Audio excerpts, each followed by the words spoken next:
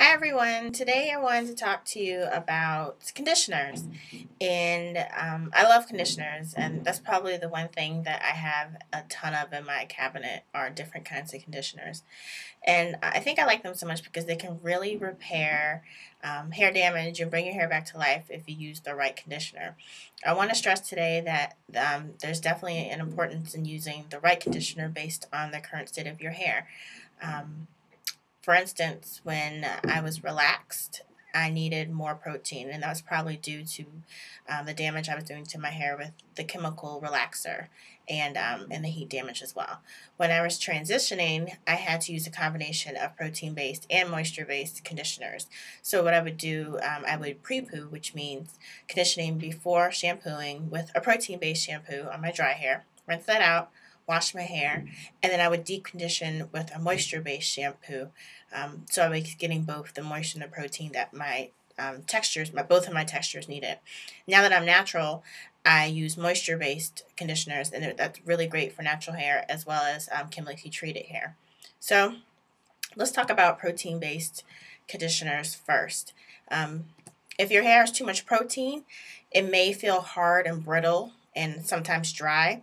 So be mindful of that when you're looking at conditioners. And protein conditioners basically coat the hair with a layer of protein. It can be great for repairing damaged hair. And some protein conditioners that I have used are Made in Tail, which is in this bottle.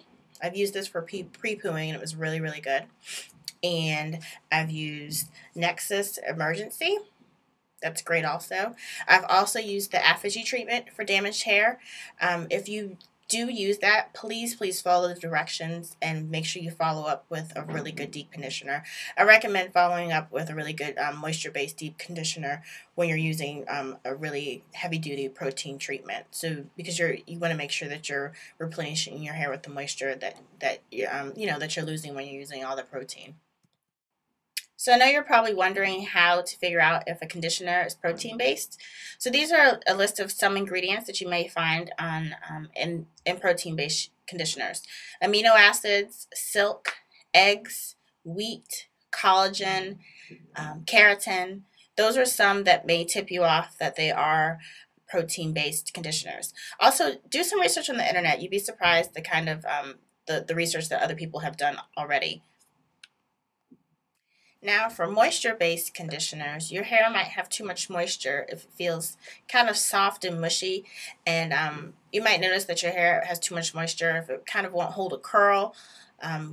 If you heat curl it or if you're doing a roller set, you might be over conditioning with moisture-based conditioners. So be mindful of that. Moisture-based conditioners contain humectants that help with retaining and attracting moisture to your hair. So like I was saying, they're great for natural hair. We need a lot of moisture in our hair. So some of my absolute favorite moisture-based conditioners are the Redken Butter Treat, which I talked about in my last video blog. And another great one is Aveda's Dry Remedy. Their whole Dry Remedy line is really great, but I really like the conditioner. And also something a little less expensive that you can get in any department store is the Pantene Replenishing Mask, and I found that this really worked well. It's a lot cheaper too. When looking for moisture-based conditioners, here's a list of potential ingredients that you may find in these types of conditioners. Essential oils, shea butter, carrier oils, fatty alcohols, and glycerol are all really good for adding moisture and retaining moisture in your hair. So you can do a test to try to figure out what your hair is lacking, whether it's protein or moisture or a mix. So wet your hair and gently pull on it. If your hair stretches and shrinks when you let go of it, you probably have enough protein. If your hair stretches but doesn't shrink back, you're probably lacking protein. If your hair breaks when you're stretching it, you're lacking moisture. And if your hair stretches and breaks, you might need a combination of both protein and moisture treatments.